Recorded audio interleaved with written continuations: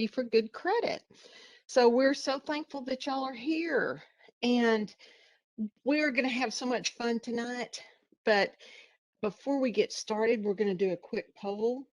And all you have to do is to take your smartphone, if you have it, and get your camera on your phone and hold it up in front of that QR code that's in the upper left corner.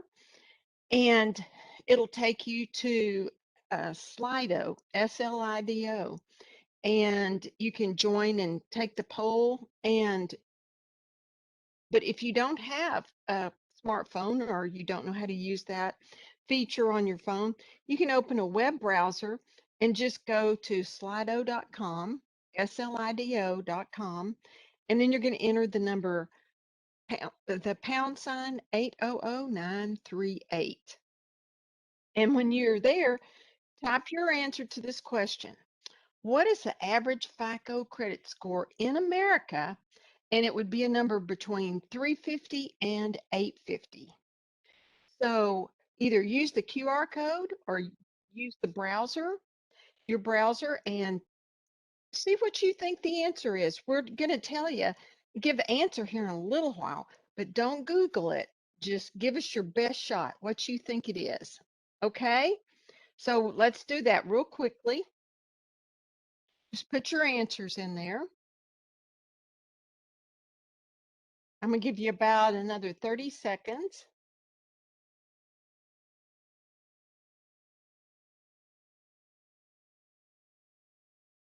Just what do you think that the average FICO credit score in America is? A number between 350 and 850. We've narrowed it down for you.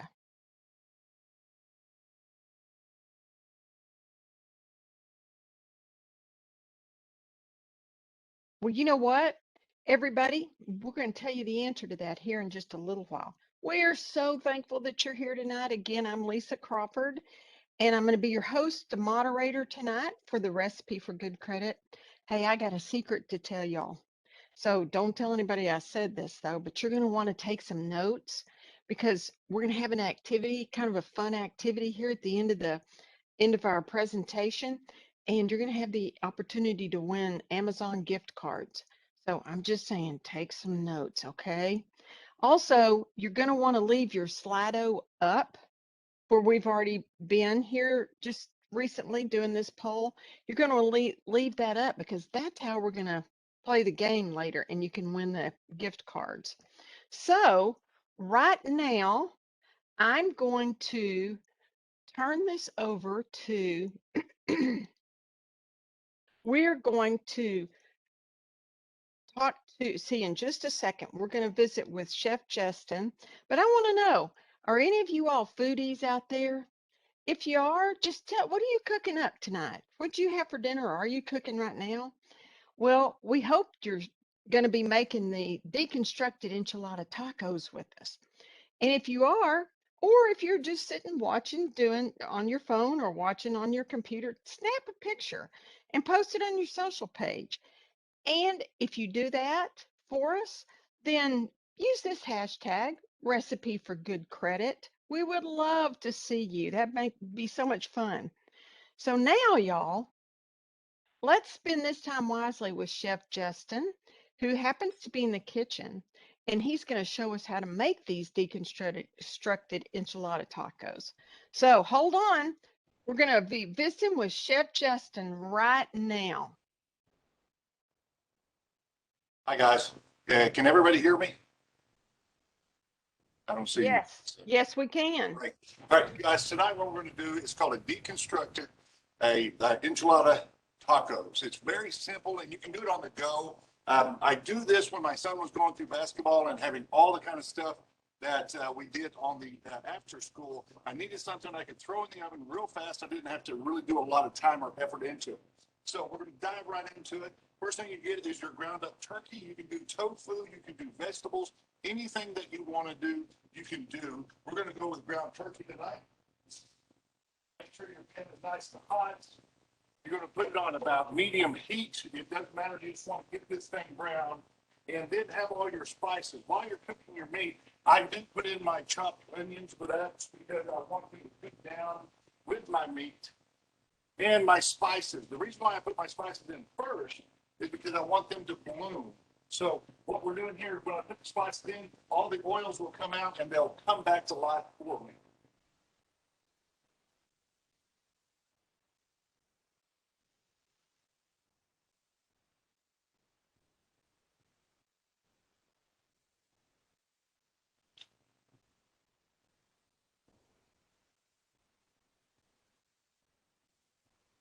The two things I did add to this, I did add parsley and cilantro because I love it. When it comes to a recipe, it's the foundation of what you build on, so you can add or take away anything you wish. If you want to just put taco seasoning in there, knock yourself out. That's exactly what you do. Because again, I want this to be simple. We're cooking this not to eat this evening. We're cooking it to stage it or prep it for another evening. So do 3 or 4 of these casseroles. You stick them in your freezer. You put them in your refrigerator. It takes about 3 days for them to thaw out properly. Stick them in an oven at 350 degrees until they're warm. And people ask me, how long does that take? I have no clue, because I don't know if your oven is new or old or calibrated or what part of the sea level you're at. So it's until it's hot. Okay? So you're going to saute all this together. It doesn't take any time at all. Make sure that it is done. You will not get a lot of grease from turkey. So it is, I'm going to cheat real quick, kind of dive into the next phase of this. This is already done for us. So you're going to brown this off. There's really not a lot of grease, so you're not draining the meat, and that's fine. So once you get this cooked, start putting this together for yourself. Now, you ready? First thing that you do is get your hotel pan and put a nice non-stick grease on top of it. Put your meat on the bottom. The reason why you're putting your meat at the bottom is because it will be a barrier between the heat and your chips. You don't want to put everything, you want to put your chips at first because they'll dry out and be really, really super dry when you cook this. Make sure you put it to each corner of the pan in here. Now, your components that we have, again, is really whatever you want to put in there. I absolutely love black beans, so we'll put those in there. I do a roasted corn with all of my vegetables and everything in there. You can get a fajita blend at Walmart. It is really that simple. Now I put my chips because I want them to catch some of the sauce and soak it up. Make sure you're getting every single corner here. Now, enchilada sauce, you can buy that at Walmart again. Pretty heavy on this because it's going to soak up. You don't have to worry about too much about it getting too wet on you. Then you want to do your cheese. Now your cheese, you can go low-fat cheese. You can do quesadilla cheese, mozzarella, whatever you want to put on the top part here. Push it down so it's all together. And you can go ahead and do your pico de gallo. Again, get it pre-made if you want. You don't have to go to all that trouble. Put that right over the top. And cover this. When it's time, just wrap this in foil. Put it in your freezer. It's great for months and months and months. What you'll do next is you'll put it into your oven, 350 degrees, until it's warm. So once that is done, we will scoop it right into our taco shells and put whatever topping you want, guacamole, sour cream, whatever, and that's how you make your dinner. You literally have no time whatsoever put into it once it's time to eat. Okay? We will see you guys in a little bit. Wow, that was awesome. Thank you. Thank you. Thank you. Yes, that was awesome. Well done, Chef. Thank you so much, Justin. It looks delicious. We can't wait to taste it. So hello, everyone. I'm Jennifer Henniger. I'm the Director of Financial Wellbeing here at First United Bank, and I've been with First United for 5 years. And here's my partner in crime tonight. I'll let him introduce himself. Yeah, I'm Ross. I'm a lender at our Sherman location, and I've been with First United for 8, so quite a while. Yeah. So Ross Davis. That's right. That's my partner in crime tonight. So, and I wanted to tell y'all this. I was counting up today, and between Ross and I, we've got 30 years of experience in the financial services industry. So y'all are in good hands tonight as we share with you the recipe for good credit. Woo! Can't wait. So let's get started. Let's talk about it.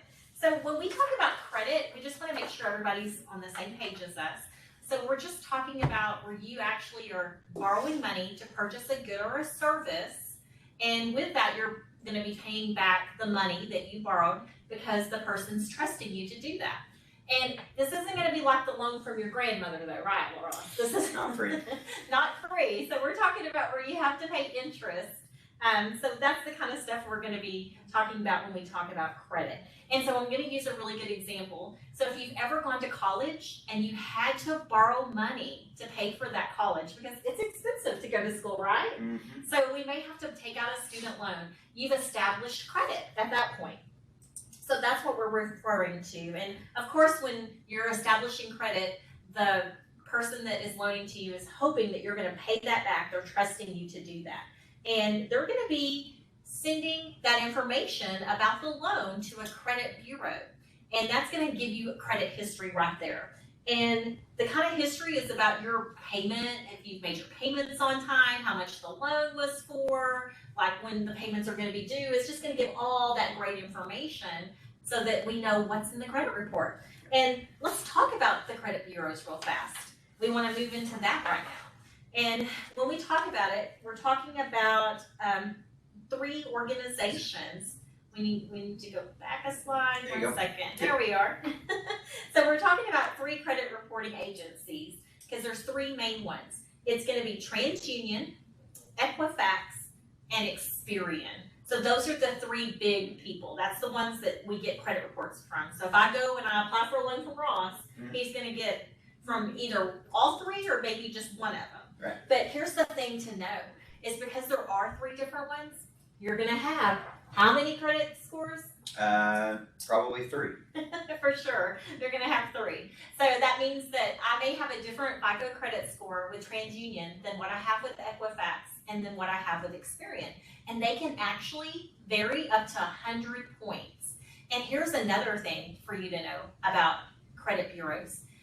Now, First United is not one that does this, but because we report to all 3 of the credit bureaus, but some companies may only report to one of them. So like if you go to maybe just a small town bank and I take out a loan, they may only report to TransUnion. So I may have a loan history, but no, they may not report to anyone but TransUnion. So as you're starting out, it's important to ask them, who do they report to? Because you're trying to establish that positive payment history and to build that FICO credit score. Because if I come to you, what is the number one thing you're going to be looking at? Credit score first. Credit pretty score much. first, Yeah, yeah. most of the time.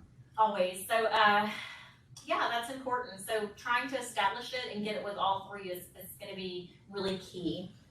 Now, here's the other thing is that because you have different credit scores, we want to make sure that you know that you should, or credit bureaus, different credit scores, different credit reports. We want you to go to each one at annualcreditreport.com and check your credit report to see what's in it. And Lisa's going to drop into the chat box right now for y'all those different numbers and addresses as well as annualcreditreport.com. So the reason why is if you find something on any of those credit bureau agencies that's not accurate, we want you to definitely dispute it because it is your right as a consumer to dispute inaccurate information.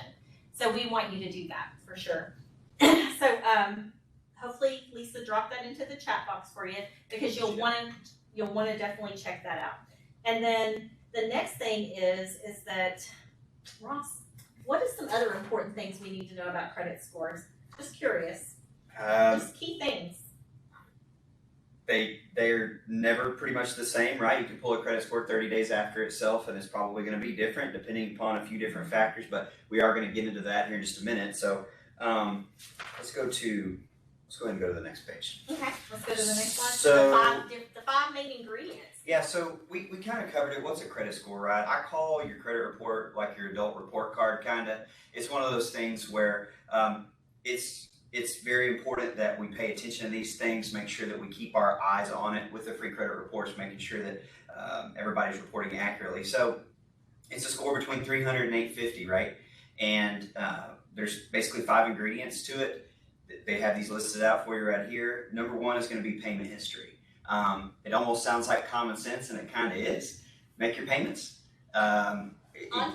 Yeah, again, easier said than done. We understand that, but the way that the credit bureaus view it, the way their algorithm works, is the most way to keep your credit score up is to make your payments. And so, And when we say make your payments on time, Ross, what is considered a late payment? anything 30 days or more past due. So if the payment's due on the 1st and you don't make a payment by the 31st of that month, you're going to get a negative mark on your credit. And depending upon how much credit you have, it could really hurt. Yes, absolutely. Yeah. So then the second most important factor in your credit score is going to be your amounts owed. And I love to explain it this way. So let's say that I have a $1,000 credit card. And it's Christmas time, y'all, so I've been shopping. And so maybe I've spent $700 on buying Christmas gifts this month. So now I have used 70% of my credit utilization.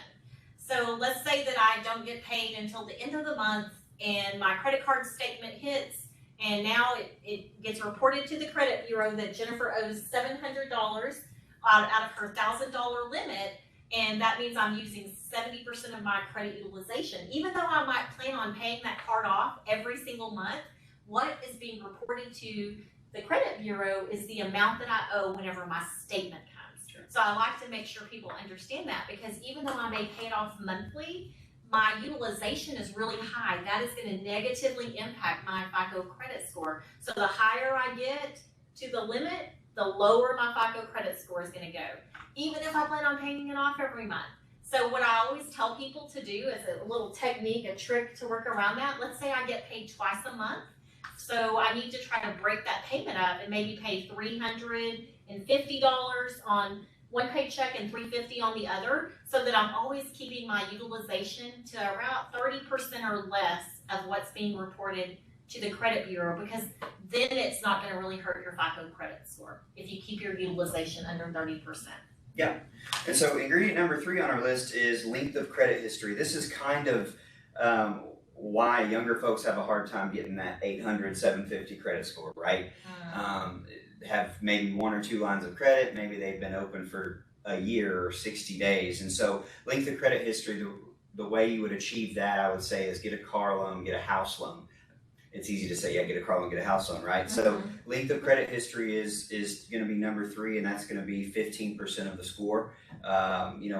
Basically what that shows a bank is that you've had a line of credit or a car note or whatever for a long time, and you know how to pay for it. Yes, absolutely. And that's where age is in your favor, y'all. Yeah.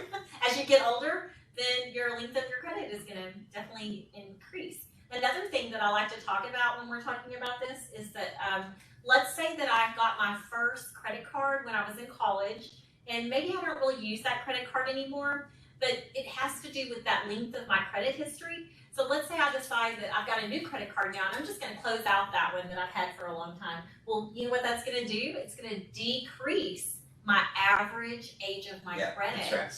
And what will that do? Yeah, you're gonna see your credit go down because there's gonna be young credit instead of the older, more established tenured history on there. So I would tell people, even if you're not going to use it and it's like your oldest one, keep it open for a while until you get like more credit over time, where you get age more on your side. And a lot of times a consumer will close out your credit card if you don't use it. So make sure that you do some kind of like just a transaction one time a year and then just pay it off. That way they'll keep it open so that you can have that longer length of credit. Now, the fourth thing that is going, because right now we've already told you right there, 80% of what makes up your FICO credit score, your payment history, your credit utilization, and your length of your credit. Well, now the 10% of it is also going to be based off of new credit. And when we talk about new credit, this is where you would be going and applying for new loans. So anytime you apply for a loan for 1 year, so that's going to be like a 12-month time frame, it is going to impact your FICO credit score. It'll bring it down a little. We don't know the number. We wish we did, but it brings it down a little, and it depends on how many times you're applying as well. So you want to really minimize how many times you are actually applying for credit. But when I say that, I want to be clear that you do have an opportunity to rate shop. And so when I say you get to rate shop, that means that you can go out and I can go look at different places. As long as I do it within like a 30-day or less window, I should be okay. It's when you go past that and you're still getting credit pulled that it's gonna look negative and make your score go down even more. So there's 90% of your score. What's our last 10%? Yeah, so last 10% is going to be credit mix. Basically there's two types of credit. If you want to get really technical, there's installment debt, there's revolving debt. Installment debt, the easiest examples for that are going to be a house note or a car loan, something with a finite end, right?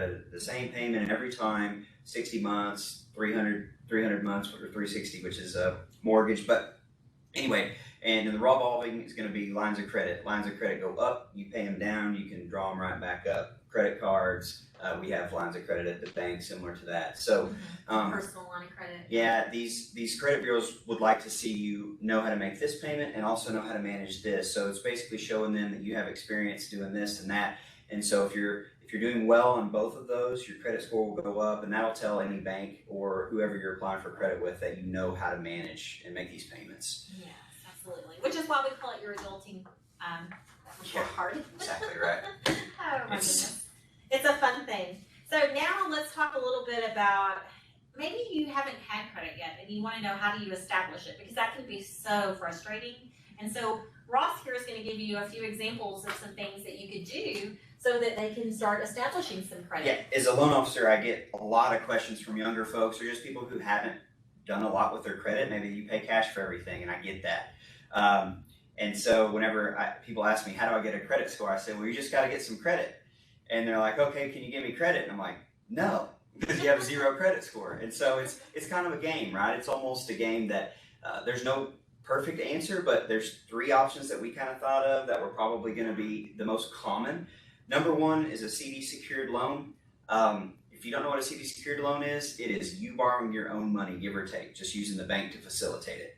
You bring some cash to the bank. I typically start them with $500. They put that into a CD, then I do a $500 loan against that CD. They make 6 months worth of payments or a year worth of payments. You get a payment stream going, and hopefully the credit bureaus throw them a school. Yeah, and we would encourage you to do it for a year, because it can take up to a year for you to really establish that payment history that he's talking about. And we are bankers, so we will sometimes use jargon. So CD is the certificate of deposit. And basically you're going to be earning interest on your money. It's secured for that 12 months time frame. You're going to be making payments on it for 12 months. When you're done, you get your money back, and then you've also got your credit report established. Yeah, a way to get around having to have a CD, cash secured credit is to have co-borrower. Again, that's another thing that's easier said than done. Mm-hmm. Not everybody's got somebody that they can reach out to and will stick their neck out for you to co-sign for your car, right? And so co-borrower is an option. If that co-borrower has good credit, that's a good thing. You'll get a better interest rate on whatever it is that you're looking to finance. Co-borrower with not so great credit may not be the best option for you, because you may get unfavorable financing terms just due to them not having great credit. You have no credit, right? You've got a 0 credit score, which sounds bad. It's not necessarily bad. You just don't have anything else. You got nothing, yeah. So I think for what I've seen, the most effective way is to become an authorized user on a parent's credit card. This is probably the rarest one, right? Where you have parents who are willing to put a kiddo on a credit card at 18. Maybe they put them on the card and then don't give them the card. That's what your parents did. Yeah, that's what they did. They kept it locked away because they knew better. But anyways, that for personal, anecdote, that was what helped me get a credit score at age 18, I think is when you can start, right? 18. And I went to get a loan for something, and I couldn't believe, my parents, thank goodness, had done well with that credit card for 15 years. And so I was 18 years old with a 15-year credit history. So if they ever close that account, I'm toast. Your score's going down. Yeah, I'm toast. But anyways, that's like I said, they probably go from easiest to get to more difficult down the line, right? Yeah. CD secured, co-borrower, and then authorized user on a credit card. But those are 3 ways to start from 0 and go establish yourself. And 2 things I'm going to mention about that. So when you're a co-borrower, Oh yeah. you will definitely be responsible. So like if I was to co-sign for Ross and he was going to do a loan, if Ross didn't make the payment, I'm responsible for making the payment. So that's why it's kind of difficult. for someone to step up to that because it would impact their credit, and they're gonna have to be able to make the payment if you're not able to. That's right. So the other thing I was gonna mention is on the authorized signer, you wanna be cautious and make sure that the person that you are asking to authorize you, usually it would be like a parent, that's very typical, would be that situation. And it's gonna be, you wanna make sure they have good credit, because otherwise, like he said, you're getting. Yeah, they could hit you too. That could be a negative That's thing as well. So, okay, very good. Now, let's go back to our first, Lisa at the beginning had a poll for us, and she asked us, what is the average credit score in America? And I saw one person get to guess, and they said 700, and you were so close. The correct answer was 711. That was not my guess. It was Whenever not we first mine. looked at it, that was not my We were guess. thinking around in the 600s Yeah, for right. sure. Well done. Yeah, so then Ross was like, I wonder why that is so high. And so I was like, I don't know, let's look. So according to FICO, the average was 711, but in 2010, the average credit score was 689. So it has definitely been trending upward. And whenever we researched it, we were like digging in. The reason we found out why is that people are getting more educated about that FICO credit score, what makes up that score, so that they can try to impact it. So it's awareness and education. And just like you're attending this webinar tonight, that right there is helping you to be educated, because we want you to help this in 10 years from now. We want to see this up to like, what, 730, 750? Yeah. Okay. So he can be giving out the best rates. That's right. Okay. All right. So we wanted to just kind of mention, we're talking about FICO credit score, the recipe for good credit, but why is having a good credit so important? And we just wanted to mention, it really has to do with like having that confidence and the buying power, so that, let's say I walk into a dealership and I want to get a vehicle. Instead of being kind of nervous and like going for a test drive, and then they take me to the finance guy's office, and then I'm like, fingers crossed that they're going to let me get this car. Right. I'm worried about it. And I'm going to instead walk to the dealership, and I'm already going to probably know, because I probably already went and got pre-approved from Ross. And then I'm going to walk into the dealership and I'm going to be like, yeah, I'm here to buy a car. And you just get that confidence, because then it's like, who's going to get my business, not who is going to give me the opportunity to do business with them. So it kind of gives you just the confidence, the ability to be able to make decisions and buy the things that you want, not what you can get. So that's definitely important. And what are some other things? There's some other things too that you wouldn't think about. When you go to AT&T to get a new cell phone plan, they're going to pull your credit. And folks with lower credit scores, they're probably going to be a little bit more timid to offer them a lease on a phone, or even a plan at all, if that person has shown that they don't pay that. It affects insurance rates. I don't know if anybody knows about that. They affect insurance rates. Yeah. And if you're in a job, especially in the financial sector, kind of like we are, when you go to apply for that job and go to interview, they're going to have pulled your credit report. They want to kind of know, how do you steward your own credit, because you're going to be guiding others in doing that. And so anyway, there's more to it than just a number. There's more to it than just buying a car, right? This is kind of something that's going to affect you for the rest of your life. So, and it's going to be there whether you like it or not, right? So you might as well learn how to play the game the right way, so that you can kind of just cruise through instead of struggle by, because bad credit's hard to overcome. It is. And it takes, and just talking about that, just how long it is to overcome something. A late payment will stay on your credit report for 7 years. It's a long time. So maybe at the age of 20, maybe I was late on some payments because of some reason. Maybe I didn't have a job for a short time. But at the age of 27, that's still going to be reported on there. Now, the good news is that over time, that is not going to impact your score as much, because hopefully I would have had several years of good on-time payments. Now, if it's very recent, it's definitely going to have an impact on my FICO credit score. So definitely 7 years. And then if it's like a bankruptcy, for people who file bankruptcies, it's 7 to 10 years depending on the type of bankruptcy. So these are the kinds of things that can really make it difficult for people to be able to have the confidence, the saving the money, saving time. Because like if I know that I can go to a dealership I can just literally, like, I'm pre-approved already. I just go get my car. I don't have to go sit in the finance guy's office and spend hours. It's like, I'm just here to get the car. My banker will send you the information and I'm done. So I can save time and save money, and that is so important, as well as pay less money in deposits. Yeah. So absolutely. Now, let's give you some examples because we want to show you how you can truly save some money. So Ross, take it Yeah, away. so another reason you want to have good credit is you get more favorable terms on financing. The reason for that is a higher credit score shows to me there's a lower risk that this person will default, right? And so we've got two people here. One's got a 640 and one's got a 720. They're going in, they're going to buy the same house. Let's just call it the exact same house. $200,000 mortgage on a 30-year fixed rate. That's pretty common these days. 30-year fixed rate mortgage. $200,000. I don't know anymore. Can you even buy a house for $200,000? I don't know. Yeah. So May not be fancy. but well, you can. it's just the market's crazy. Yeah, But it anyway, is. let's just say the 640 guy gets a 4% interest rate, and the 720, because he or she is a less of a risk, they get a better interest rate at 2.99. Monthly payment comparison, you've got 955 over here and 842 for the better credit score. So over 30 years, the person with the better credit score, just in this scenario, is going to save $40,000. Wow, I could do a lot of things with $40,000. Yeah, so over $1,000 a year in savings on this loan, just for having a good credit score at the time that you got it, right? Yes. That's significant money. That's going to put money back in your pocket, and they bought the same house, by the way, right? So this person with the 640 paid $40,000 more for the exact same home. And then our next slide is kind of scales it down a little bit. Kind of shows you what a car note looks like with the similar situation. One with a 640 credit score, one with a 720. Interest rates are a little different on cars. They're a little bit higher because they're shorter notes, smaller notes, and so 640 interest rate is going to be 7.99. Your 720 score is going to be 6.25. Those seem pretty close to me, but the difference in monthly payment, we're looking at 613 versus 584.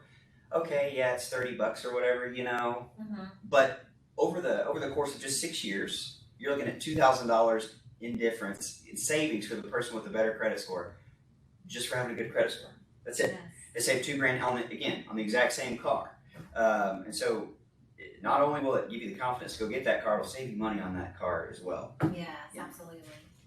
And hey, there's other things that y'all look at as well Yep. whenever you're doing that. So let's say I do have the better FICO credit score. Yep. What is some other things that you're going to be looking at to help make sure that I can get a more favorable term? Yeah, on top of credit history, we do look at debt to income, which is just simply how have you budgeted your debt load, right? You make X amount of dollars per month, you divide that by, have X amount of dollars of debt payments a month, you divide that by your monthly income, there's debt to income. We kind of want to see that number be 40% or below, 40% kind of being the high end of what we would like to And if see. you talk to the conservative Jennifer, I'm going to say keep it at 36% Yeah. or below, and Ross is going to like me for that. And then loan to value is another thing that we look at, meaning here's my loan and here's the value of whatever it is that I'm loaning on. And so it's not favorable for anybody to borrow money beyond what the value of, let's just call it a car loan. You don't want to borrow more money than what your car's worth. You don't want to be upside down. And on the flip side, neither does the bank.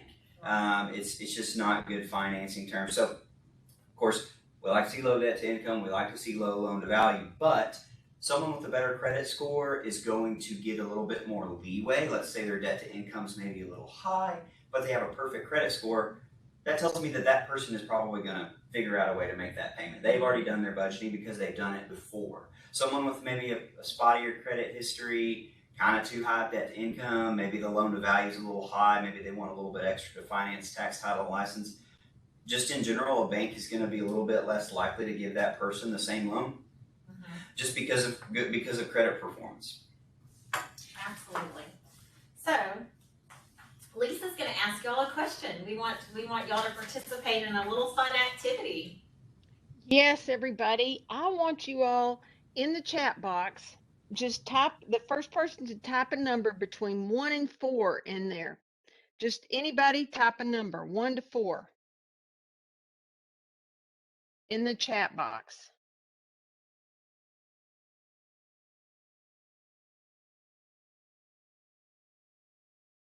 Can everybody find where the chat box is? It's a little box that says like a little bubble. and you, I think it's down in the right-hand corner maybe, and you just type in there, just type a number in there, 1 to 4. The first answer was a 3. Oh, see, I'm not seeing it. Well, I appreciate that. Thank you. Okay, Thank you. I'm not seeing the answers for on the chat. That's unusual. Anyway, okay, so now what I want you all to do is I want 3 great, good, wonderful reasons why good credit is important. Just what we've talked about so far today, I need 3 reasons. Each of you can type in 1 reason, or somebody can type all 3 in. So Jennifer, y'all will have to see it. I'm not able to see them, whatever the answers are here. Okay. I found, so they said pay a lower interest rate, save money, get a good rate Yay. I to think build your financial future with Yay. Coach Tony. Good. So I yes, think this they've is been a great listening. one. That's awesome. Good. Well, I'm so glad. Well, okay. Next thing we're going to do, remember me telling you all, and I told y'all a secret at the very beginning to take notes. Okay. Well, we're going to use those notes. You are going to need those here because we're going to have a little trivia that we're going to play. And this is where you're going to have the opportunity to win Amazon gift cards because we're going to have this trivia game and it's really fun. So again, what we're going to do is we're going to go to Slido. And if you hopefully still have it open, you can go in and type in your name, and you can either go using the QR code up there at the top using your camera, or you can use a web browser there at slido.com and type your name in there. And Jennifer and Ross, y'all are really not going to be playing. I know y'all were just No, having this was fun from with that. earlier. This was from Yes, earlier when we practiced. Sorry, y'all. right. And as a matter of fact, I need to run back to the beginning probably and see if I can. Oh, hold on just a second. I'm sorry. I'm having some issues with this tonight. I apologize for that. And okay. All right. So let's just see how we can keep going here. All right. So we're joining the quiz. Here we go. Job hours were cut and money is tight. I've nearly reached my credit limit on my 2 credit cards, but I'm making minimum monthly payments on time. Do you think my credit scores are going to go down? Are they going to go up? Or are they going to stay the same? So put your answers in.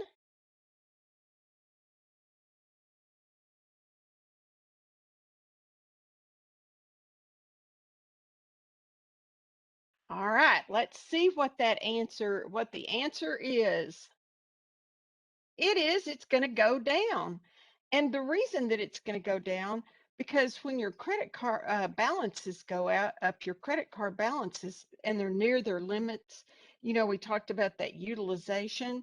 Having those high balances will negatively affect your credit score, your credit report, and your credit score. And so that means that it's going to go down. So good job, everybody. All right, let's go to the next one.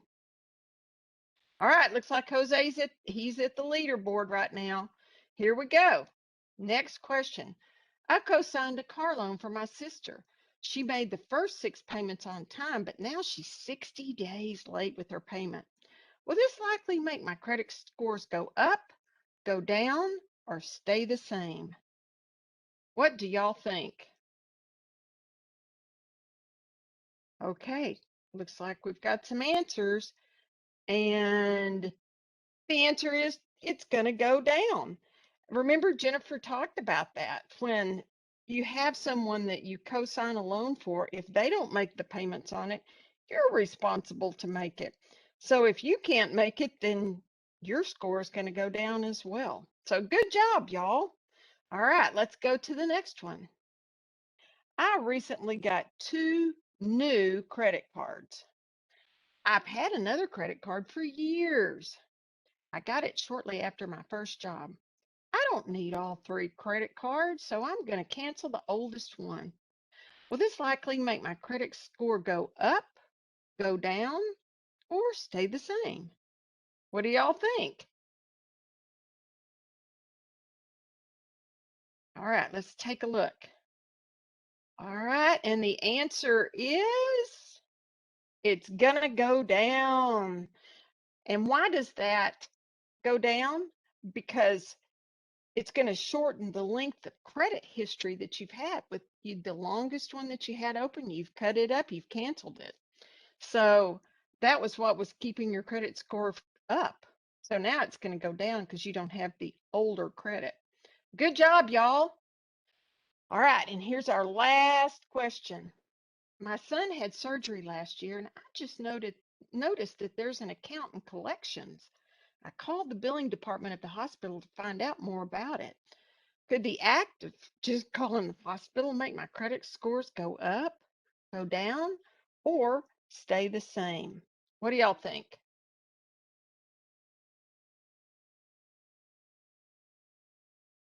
This is a tricky one.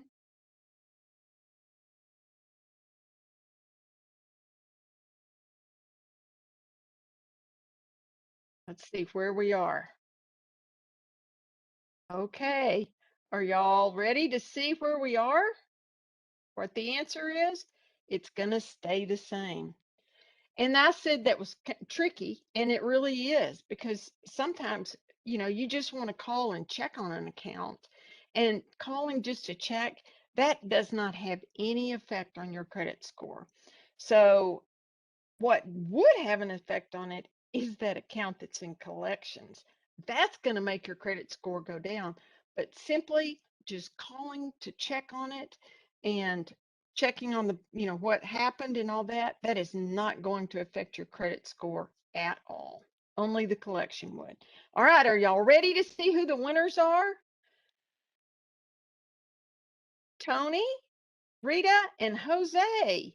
And y'all, it's based not on just, it's based on time, and it's based on correct answers. So good. Well, Tony, Rita, and Jose, Tony, you're going to get a $40 Amazon gift card. And Rita, you'll get a 30, and Jose, you'll get a 20, and those will come to you in your email. Okay, great job, everybody. I'm so proud of y'all for doing that. Thank you for playing. Hope you enjoyed that. Ooh, good job, y'all. Super excited y'all participated. Thank you. So we're gonna go right now, and we just wanted to ask y'all, like, we're pretty much done. We just wanted to find out what are some questions that you have, because we would love to hear from you. You can actually type your question into the chat box, or if you would like, you can request to be taken off of mute, and you can ask your question that way. And we'll do our best to just really help answer your questions. Where is it? I'm trying to find it. So, hold on. It It says, I just paid off student loans. Hey, congratulations. That's awesome. Yes, that is Yeah. really good, Yeah, Rita. well done. Good job. So, See, that's one of those that, despite maybe your oldest credit line being paid off, I don't think that the payoff for credit score is better than the feeling of paying off a long-term note like that. no doubt. So well done. Yeah, that's got to be a good feeling there. Yeah. Well, does it negatively affect your score having paid it off, or does it positively because you've been doing it and Yeah, good. had it for a long Potentially, time? yeah. So Rita, you say, what do I need to do to make sure my credit is reflected? Can you kind of tell me what you mean? What I think you mean is make sure that your credit is being reported to the credit bureaus. Is that what you're asking? Okay. Yeah, so really what you have to do is just ask the creditor. So at First United, we report to all three bureaus. But I know of a bank, and they don't exist anymore because they got bought, but they were a small time bank and they didn't report to anybody. And so that's kind of scary, right? If you think about, I can go get a loan on a vehicle and with that bank, and my payment will not show up at all. That's a wild, wild deal. Student loans are very weird when it comes to reporting on credit bureaus, by the way. Recently there was a there was a halt on the interest and there was a halt on payments Mhm. for I don't know how long. I don't know if it's still in place or It not. is until February. Okay, there you go. But I had many clients that their student loan companies were showing them 90 days past due, and it was hurting a lot of people's credit. And so I had them call each one of them that brought that situation to me. I had them call their student loan companies and get that straightened out because that could be an issue. So Rita, I had the same student loan company as you did, and they reported to all three whenever I did it. Okay. So, and I paid mine off luckily a little while ago. Yeah. So Not Rita, recent. call Navient. No, I would actually just go to your annualcreditreport.com and look and see what's showing on there. And if you need help with that at any time, Lisa, will you put financial well-being at First United Bank into the chat box? Because they can reach out to us and we're happy to just, help them to look at a credit report. And I also have, if you want to know how to read a credit report, I have a wonderful resource that I can send to you. So financial well-being at firstunitedbank.com, and it tells you everything to look for, a step-by-step guide. And I got it from the Consumer Financial Protection Bureau. So it's a wonderful little step-by-step guide that I can provide to you for free. You could get it there too, but happy to give that to you. And I would actually go to annualcreditreport.com. So Rita, reach out to me and I'll be happy to provide it to you, and then you can ask me for help on any of that if you need it. I'm happy to do it. So that will hopefully help. Anyone else have any questions? I'm gonna have Ross go let our chef know we're gonna be ending Okay. a little bit early Yeah. because we're gonna show you our recipe, the final, what it looks like. If you wanna see what these deconstructed enchilada tacos. Yeah, I'm hungry too, Ross. So, we're gonna check this out. So that's one thing we wanted to do. So any other questions? I mean, we would love to just answer any questions you have if you're thinking of some, because I know credit is it's kind of weird. So I couldn't even get a used car loan due to the student loan, even though on-time payment for 20 years. That's crazy, Rita. I think we definitely would want to look at that and see what else could potentially be on there. Because if you have on-time payments and that was the only thing you have, the debt to income ratio. Yeah, that definitely can be difficult, that debt to income ratio. So luckily right now you should be able to get it though, since you paid off your student loan, because if that was your only debt, your debt to income ratio should be pretty good right now. I mean, they're gonna take into account your mortgage or your rent that you pay. So that definitely would be something that they look at in addition to like credit card payments, things of that nature. Does that inheritance affect the score? Does inheritance affect the score? I don't know what you mean by inheritance. So like if you inherit money, because nothing should affect your credit score other than the things we talked about, which is where you've taken out a loan and you've made your payments on time, and they're looking at your utilization, the length of your credit history, how many times you've recently been applying for a loan. So that's the kind of stuff that it would be, but would love to talk with you, Rita. So please email me and I'll be happy to meet with you and see what we can do. And our chef is here. So Lisa, if you'll stop sharing the screen, we want to show him this wonderful food that he has prepared. So, all right. There you go, man. Well, Welcome back. Wow. Yes, I'm excited to see this. How many people do we have?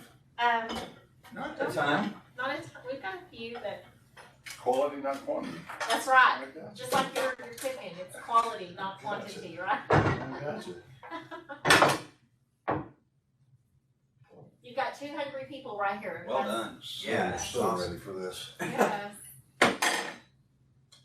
So you can see we've got. No, there's one in Texas hungry too. We're gonna Every teleport meeting it to should you, be like this. Lisa. We're gonna teleport it. Now, can they hear? Yeah. They can Okay, hear you. all right. Guys, when it comes to your topping, so you take this out of the oven, it's hot, and that's what you're looking for, and you're just gonna dip it like a taco. But when it comes to this topping right here, if you wanna put your lettuce on top of it, your pico de gallo, you wanna put more beans on top, whatever you want to do, it's open range, okay? I love it. So, there's no set rules on this. It's whatever you just really like most in your tacos.